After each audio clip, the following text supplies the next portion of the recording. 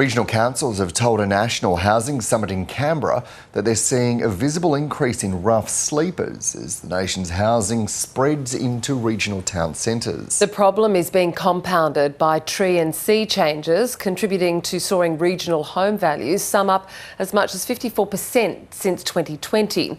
Anglicare's Casey Chambers was at the summit in Canberra yesterday and she joins us now. Good morning to you, Casey. Thanks for your time. Good morning. Can you paint a picture of what homelessness looks like in regional Australia?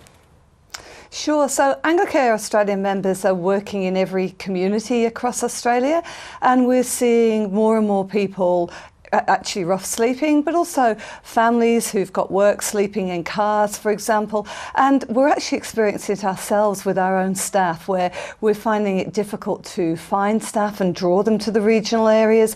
And ironically, even staff in our homelessness organisations can't afford to meet the rent in those towns. And we've got people like foster carers who are needing to rescind their foster caring because they need to go out and earn more money out of the house. So it really is becoming a big issue. Housing affordability has been falling in regional areas for some time, but it really is now. We are really looking at the final nail in the coffin of that myth that it is cheaper to live in regional areas, I think.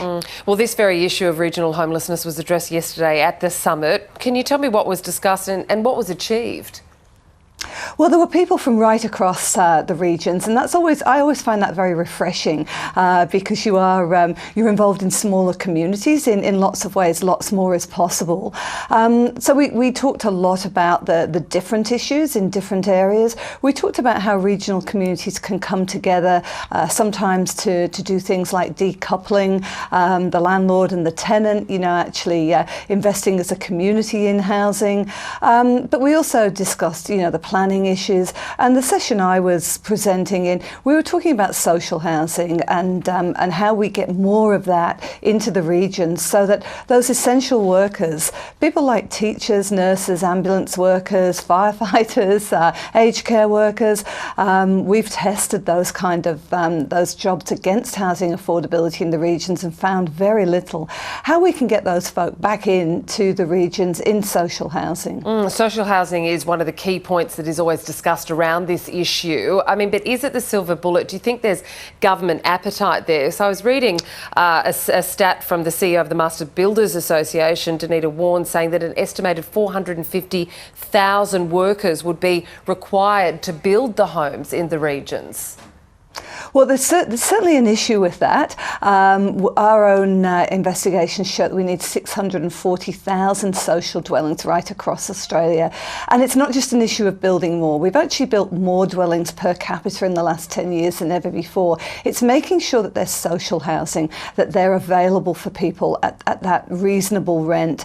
And again, it's ironic, but when we tested the market late last year, a construction worker in any of the regions across Australia would only have found 1% of private rental dwellings that would have been affordable. But going back to your question about whether the government has an appetite or not, whether it has an appetite or not is one question. The question we would like to answer is whether it has the funding or not. And we certainly spend an awful lot of money at the moment, nearly $5 billion, for example, on Commonwealth rental assistance, which really props up the private rental market, which shows us that the private rental market isn't working. So, we're looking at ideas, and this is very appropriate for the regions, of even having government or, buy houses that are on the ground already and bring them into that social market. So it's not just about building them. Yeah, it's interesting that last point that you make there, because we know that building social housing takes time to actually build something from the ground up. So that's more of a medium long-term solution. What are some of the more short-term solutions that you'd like to start happening now to ease the problem of homelessness in the regions?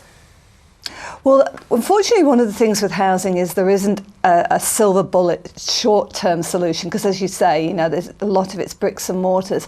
But we could certainly gather some housing that's already out there, some market-ready housing, and bring it into social housing. We just need to shift our funding kind of structure, where instead of funding the private rental market, we fund it into social housing. We also know of lots of, for example, aged aged care that's no longer suitable, that we could change fairly quickly into social housing. But again, we've got to get funding on the ground to do that. But there's lots of buildings that are no longer suitable for what they were built for that could be changed relatively quickly whilst we then start to build that social housing. Thank you so much, Casey Chambers, Anglicare's CEO, for joining us today to speak about this issue. Thanks, Cass.